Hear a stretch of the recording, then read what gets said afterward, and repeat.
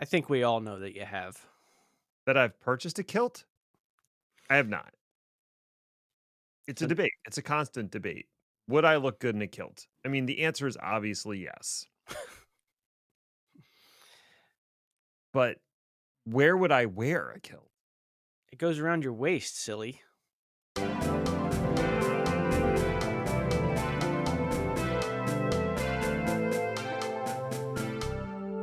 Hello, alleged human, and welcome to the Chaos Lover podcast. My name is Ned, and I'm definitely not a robot. I'm a real human person who likes to wear kilts because of the breeze. It's the breeze, Chris. That's what I enjoy feeling on parts.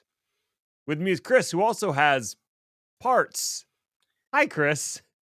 Every single word you say is making this worse. How deeply uncomfortable can I make you? The only thing that is a blessing is how fast you're talking. Because that means it's going to be over soon. Oh my god. So we kind of have to dive right into things cuz I'm on a bit of a time crunch, but also I got ranty and I think I hit 10 pages. Did I hit 10 pages? Yeah, you know I did. You got to settle down, Frank. We've talked about this. We have. What have we talked about recently? Kilts. That's the only thing I can Yes. think of. and, and the breezy bits underneath.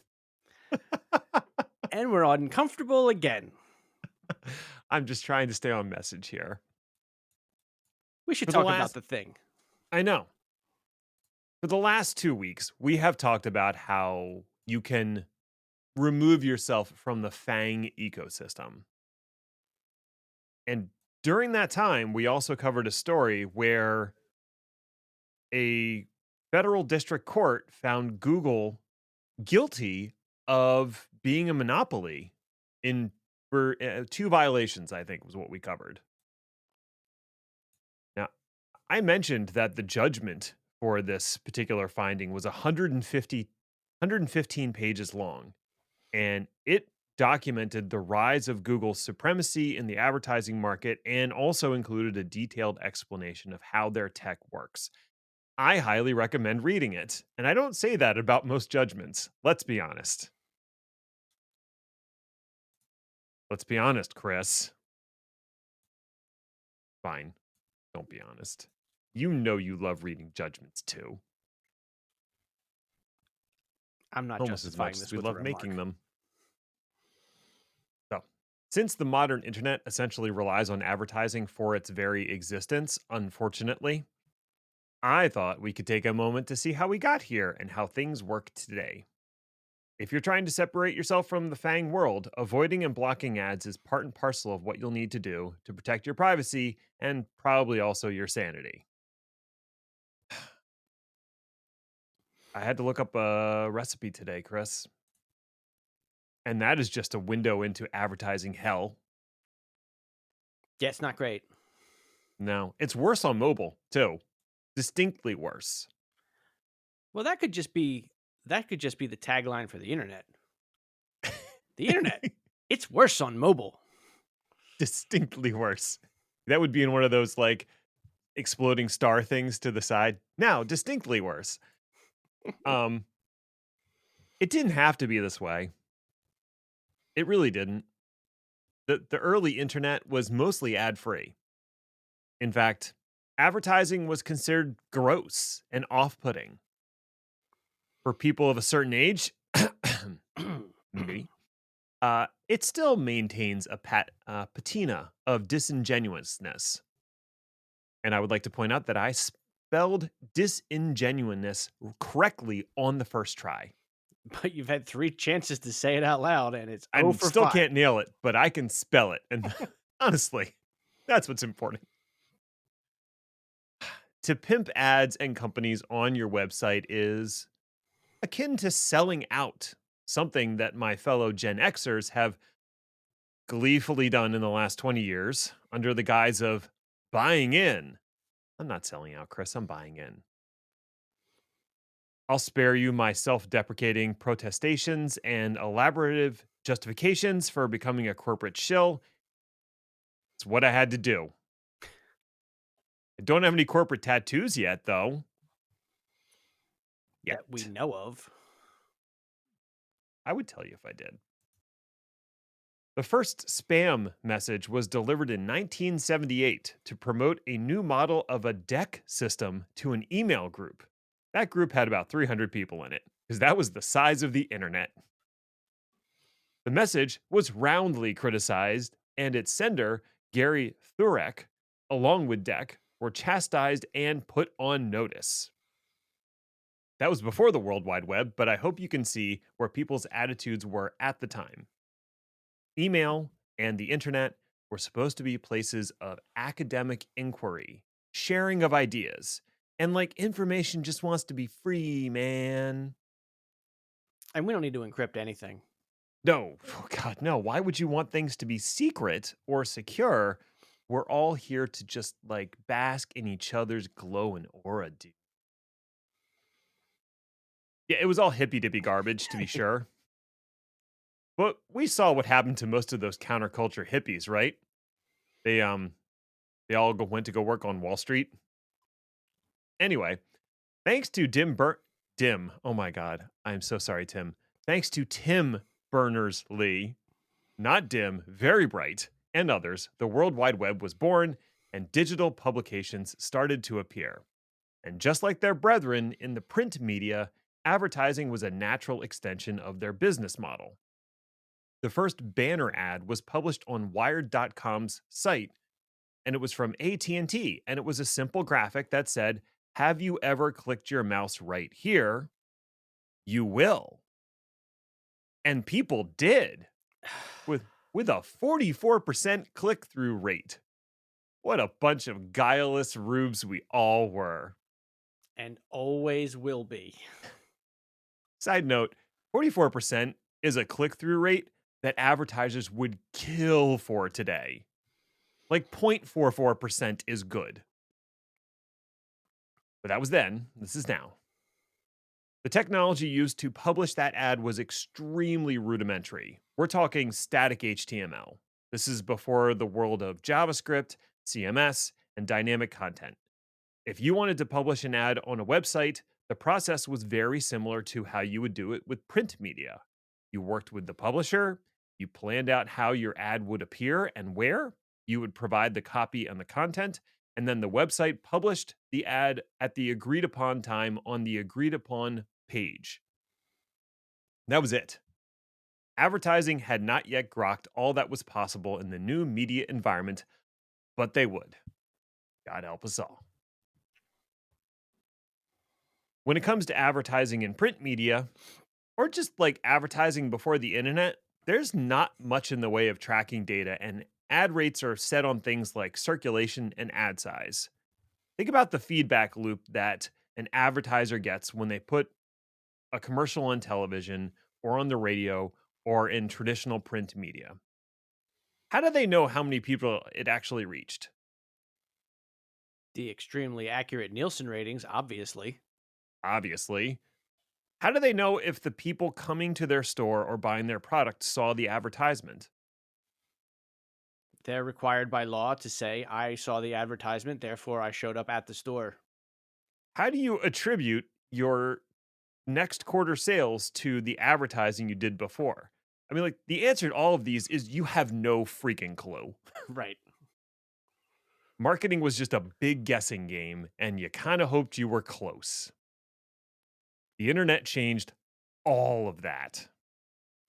It provided a massive opportunity for publishers and advertisers to collect as much data as possible and see who was clicking on those ads and what they did afterwards. So I don't know if everybody understands just how much information is collected about you when you browse the internet. I was thinking about this actually. I mean, yeah, you're going to tell us the answer. The answer is obviously way too much. But this falls Yes. firmly into the category of all of these old style, very simplistic protocols that were just wide open, no security, no protections. Information wants to be free, man. It does. And you should just offer up information to make your experience better, because that's what you want. So, like when you connect to a website and you start accessing data, making requests, It's not a one-way conversation. Your browser, by default, provides a significant amount of information to the web server it connects to. Kind of information? Let's see. At a minimum, you've got your source IP address, which can be used to determine your approximate location. It also includes in the user agent string your browser type, your operating system, and probably the device type. So now they know all that. It also includes the refer URL, which shows where you came from to get to this website, as well as any cookies that are affiliated with the site you're visiting. It may also include your screen resolution, the browser window size, your time zone, your connection type, the amount of device memory you have, your CPU. That's just what your browser is sending to the server. Here you go. The server also knows that when you clicked on an ad, which page you clicked from, and what you did after you clicked on the ad. In fact, that's true of any link that you click on that website. Doesn't have to be an ad. But if it is an ad, they also know, did you make a purchase based on that ad? Did you read more pages after going from that link? And this was the rise of first-party and third-party cookies. But I'm just going to pause there. Is that a preposterous amount of information? Excessive? Yeah. Do you think your browser should just be giving all that information away for free? No. No. And yet it does.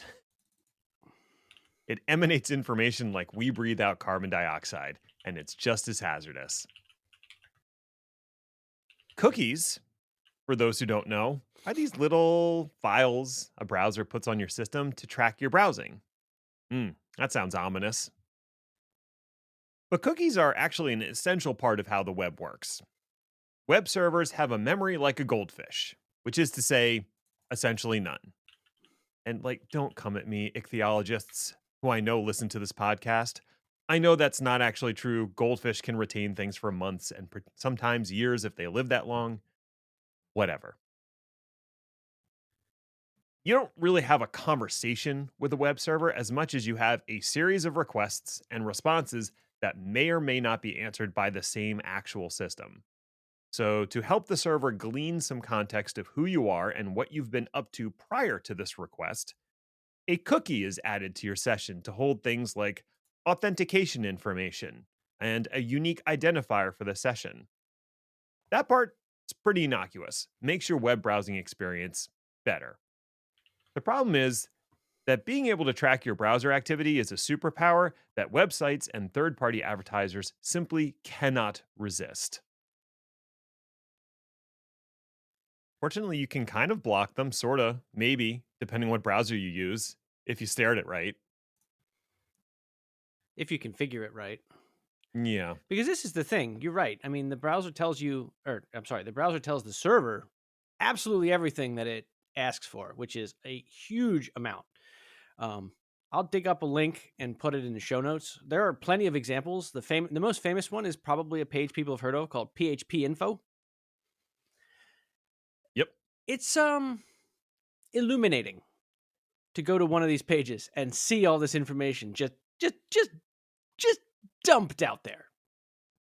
And it's every request you send, as Gardy long as they Lou, log it. as they say in Germany. Mm-hmm. If you compare this to the paucity of information from a print ad, advertisers were presented with a digital gold rush of data to mine through, and mine they did. Anything and everything they could scrape about your sessions would eventually be used to produce hyper-targeted ads that are bid on a microsecond interval as the next page loads. But I'm getting ahead of myself. We're still in the late 90s, and I'm listening to Pearl Jam.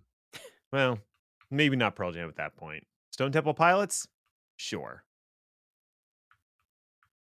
Advertising had just started taking on new forms that were enabled by the medium of the internet. The first pop-ups came up in the late 90s through the rise of JavaScript. Side note, JavaScript is simultaneously the best and worst thing to ever happen to the internet. The modern web is 100% reliant on JavaScript, and it also powers the worst abuses of the platform since Flash. Didn't have time to get into Flash, but if you know, you know.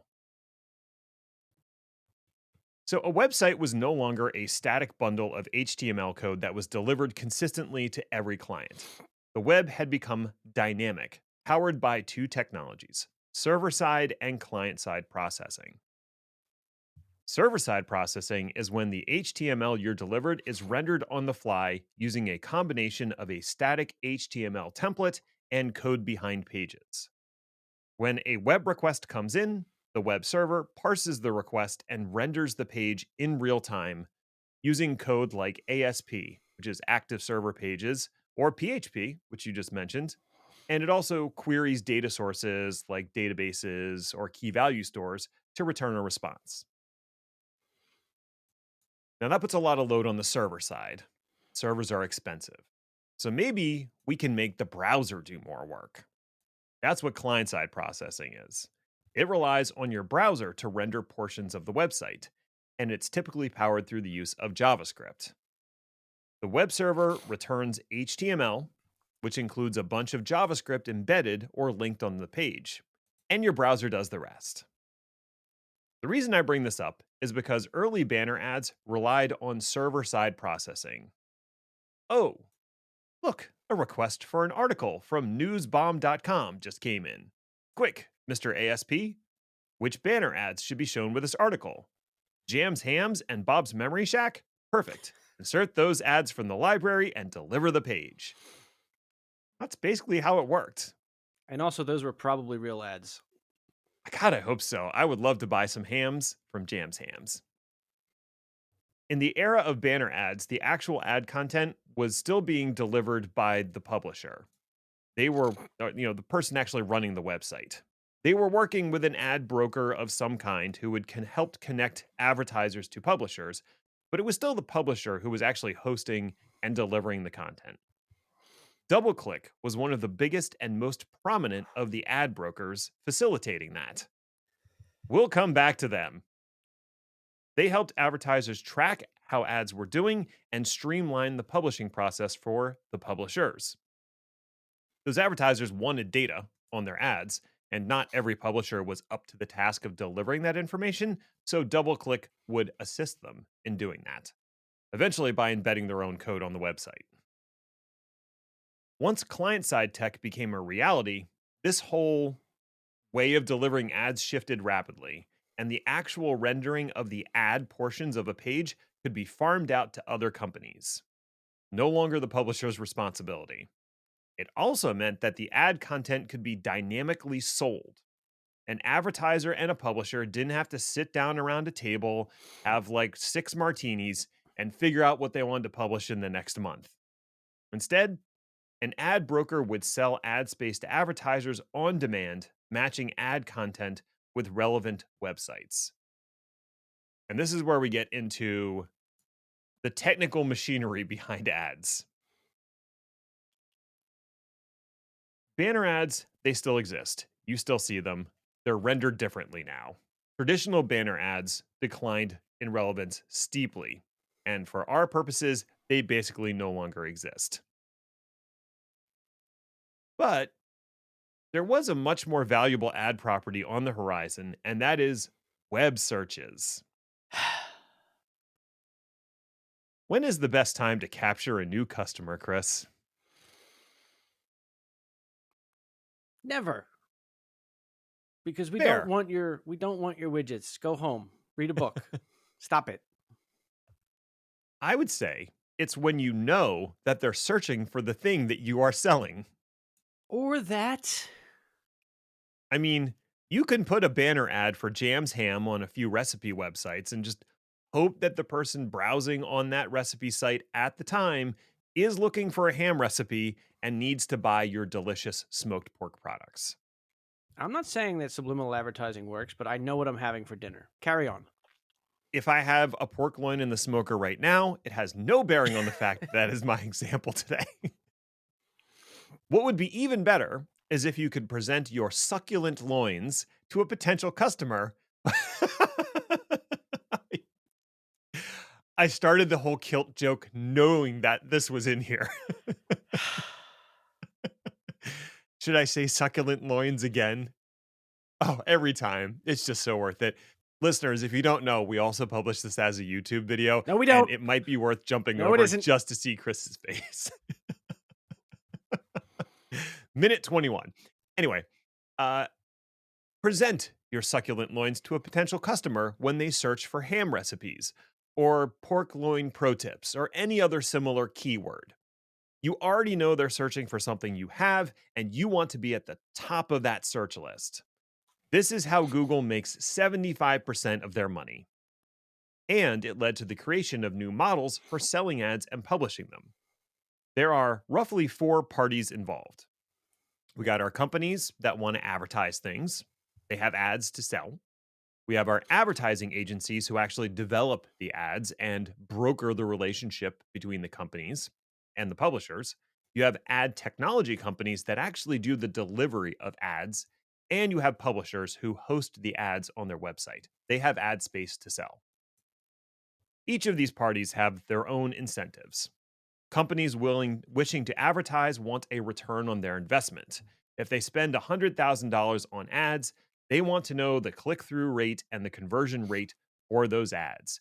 Who's buying our stuff? Because now they can know that.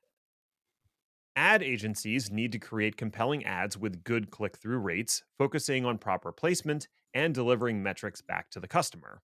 Here's your click through rate. You sold $10 million of ham hocks. That's a lot of ham hocks. I don't know what a ham hock is, actually. I don't want to know. Publishers want to sell their ad space at a reasonable rate so they can continue to function as a website because most websites are supported by advertising. Ad technology companies are there to facilitate all parts of this transaction. And their incentive is to make as much money off you as much money off the interaction as possible. You know who's missing on this list of concerned parties? You.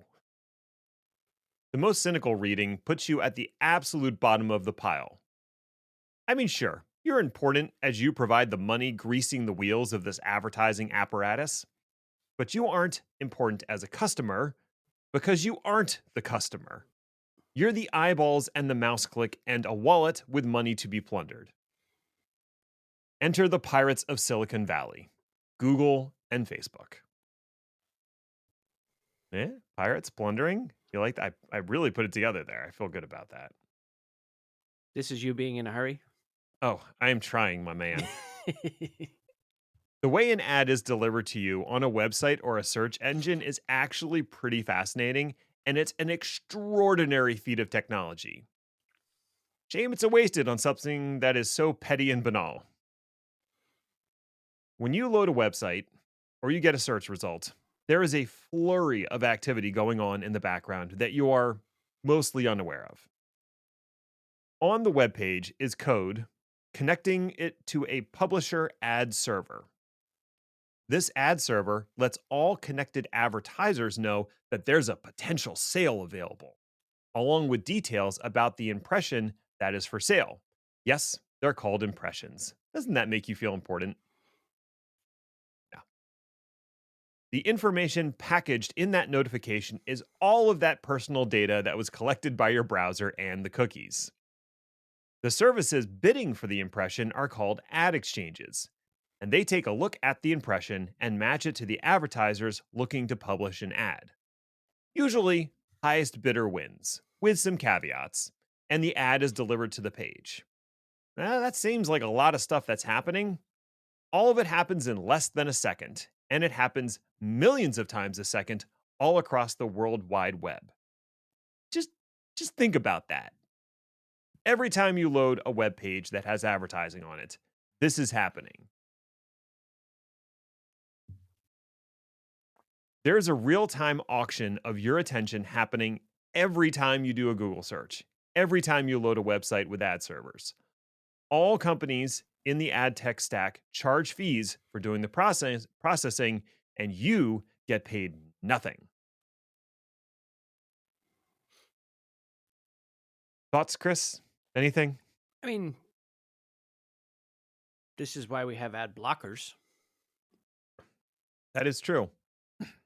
Ad blockers can help with this because, as I mentioned before, most of these ad servers are engaged using JavaScript, using scripts that are embedded on the websites. So if you have an ad blocker that blocks those scripts from running, then maybe it's not happening, unless they farm it out to the back end of the server, in which case it's happening anyway. Yeah, but nobody does that because they would rather waste your computer's CPU cycles instead of their own. Well, And when we get believe to me, Facebook, we'll find out they do both.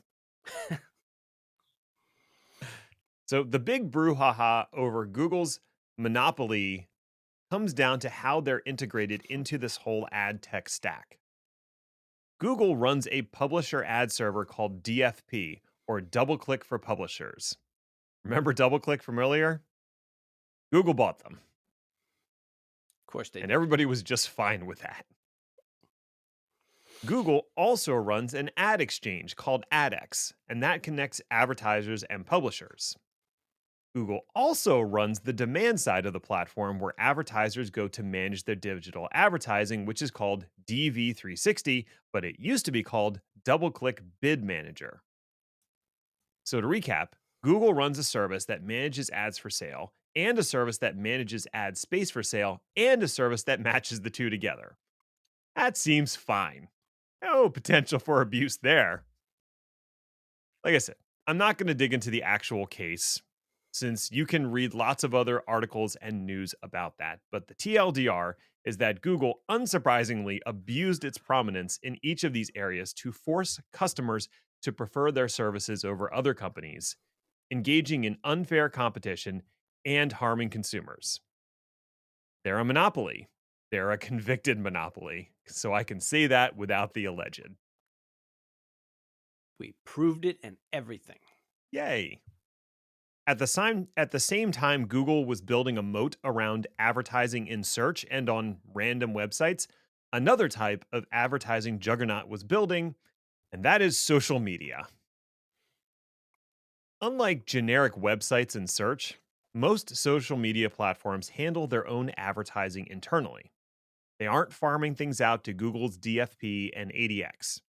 Instead, they run their own internal bidding platform, and they already know about the ad space inventory that they have for sale. Even better, these social media companies know a metric shit ton about you, and they are only too happy to abuse that knowledge for obscene profits. Take Facebook. No, seriously, take Facebook. Inject them into the sun, please. Take my wife, please.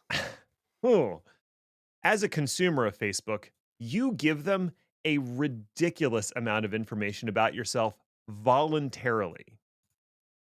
If your browser data is a gold mine to the average website, your Facebook profile is a gold mine on top of a diamond mine, on top of an emerald mine, wrapped in a platinum mine. No, it's worse than that. It's like the vault Scrooge McDuck would swim through. That's your data in doubloons, and that loon is swimming through, named Mark Zuckerberg. And for those who are interested, I had ChatGPT make me an image of Scrooge McDuck as Mark Zuckerberg, and it's amazing. And he's wearing a kilt. Tying it all together, Chris. I really am. I'll put that on the video. Your age, gender, marital status, family connections, political leanings, hobbies, friends, work history, current mood, mental health, physical health, etc. Anything you have ever uploaded, posted, or said within earshot of Facebook, that is being logged, cataloged, and dissected and sold as ads back to you. And that's true of every major social media site: Twitter, Instagram, TikTok, LinkedIn, Snap, YouTube. All of them are free, which means you are the product. I need to take a breath. I didn't realize how upset this was going to make me until I started writing it, and I was like, this is just awful. Yeah, it's pretty I- bad. yeah. Okay, so how do ad sales work on something like Facebook? If you're a potential advertiser, you define your objective, budget, assets, and target audience. And you can be as specific as you want about that audience. Jam's Ham. They're launching a new smoky butt roast. So they want to target 30 to 45-year-old males in the US South who have shown an interest in barbecue and smoking eat out 3 or more times a week and are at risk of hypertension or diabetes because marketing research has shown a strong correlation between smoked meats and diabetes.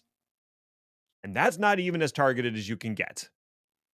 I'm not kidding. Remember, Chris, we discussed how Facebook was targeting girls, teenage girls on Instagram that were deleting their selfies minutes after posting it and selling that to advertisers who were promoting all kinds of beauty aids and stuff. You forgot the part where they were celebrating their victory. Oh, yes, they were very proud of themselves. Read Careless People, but you're going to be angry when you're done. Once you, as the advertiser, have set up your campaign, Facebook holds real time auctions for ad space on their platforms. The bids are based on how much you're willing to pay, the estimated action rate, and the ad quality score. Those are combined as the total value for an ad, and the ad with the highest total value wins. Facebook, because they don't want you to ever leave their platform ever, favors engagement overall. So if your ad has a poor quality score or a low action rate, meaning people don't like it, your total value drops and you'll have to increase your bid to compensate if you actually want your ad to be shown.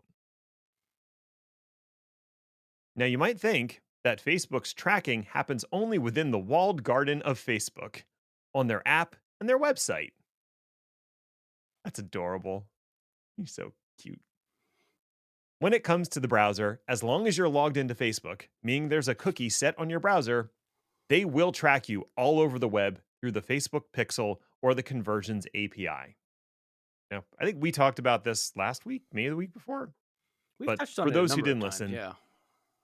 the Facebook Pixel runs as a JavaScript applet on any third-party website that wants it.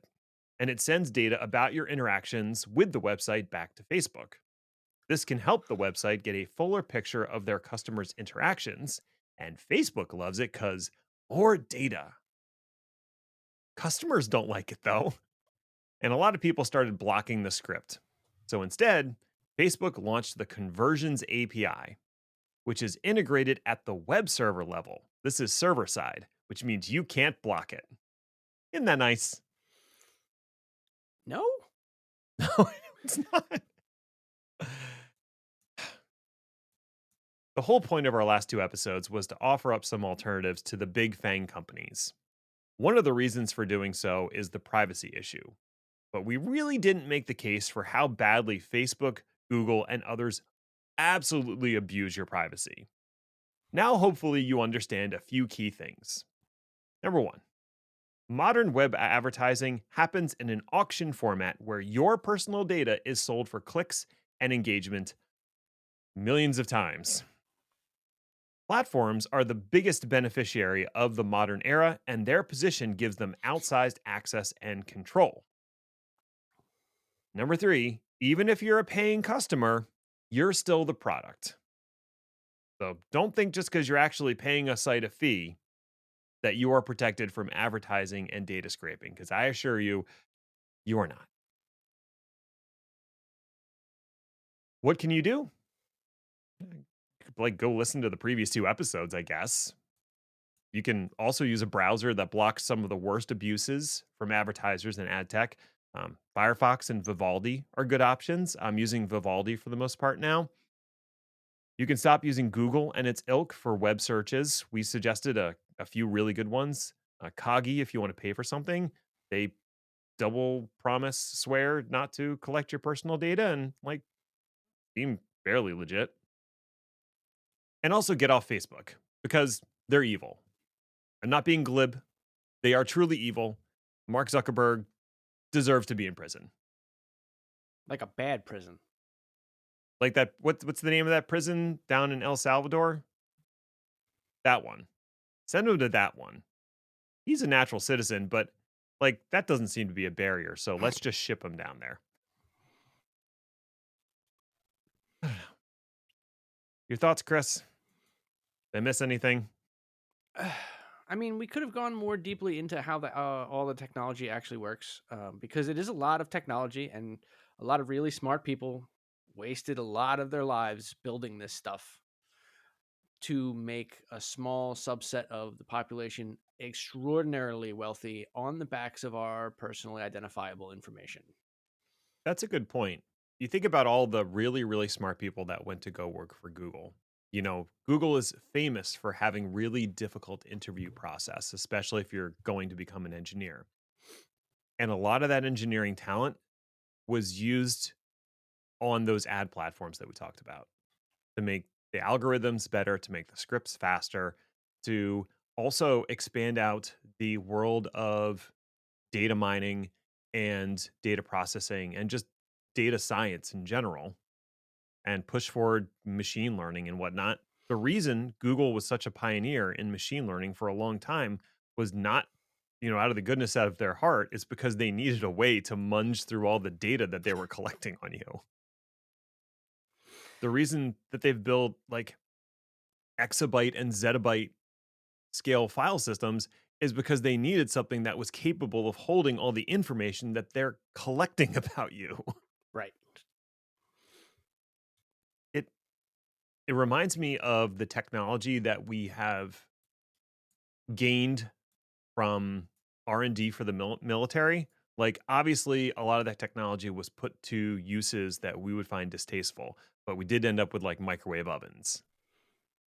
Well, like this is ad tech is the same version of that. Very distasteful uses, but we also got like really powerful technology out of it because it was invented for a purpose that makes a lot of money. You got to install the microwave ovens. Custom kitchen deliver a. Hey, thanks for listening or something. I guess you found it worthwhile enough if you made it all the way to the end. So, congratulations to you, friend. You accomplished something today.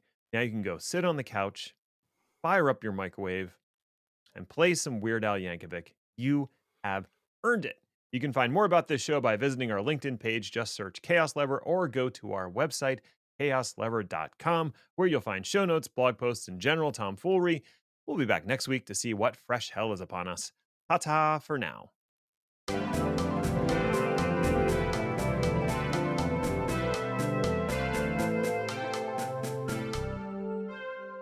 Totally, totally, totally telling Tim Berners-Lee that you called him dim. Sorry, Tim.